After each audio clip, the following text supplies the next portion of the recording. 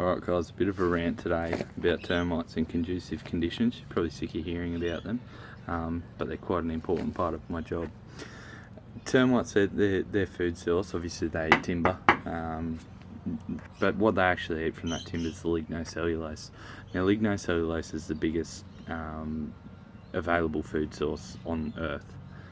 So termites generally don't have an issue finding lignocellulose or food to eat. What they do have trouble finding is consistent water source. So they can eat dry timber like this because they'll readily hydrate it themselves, but they can't hydrate it without the water source to start with.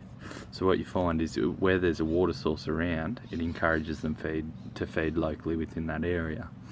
So naturally having water in close proximity to your structure or a termite food source is an encouragement for termites to gain access to your house and start eating some of your timbers. Now this is something we see all the time.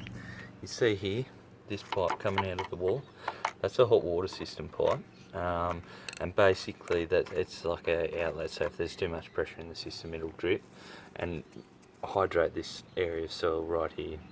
Now generally they're about a perfect size for a garden hose to fit on, and they're almost always so close to a downpipe.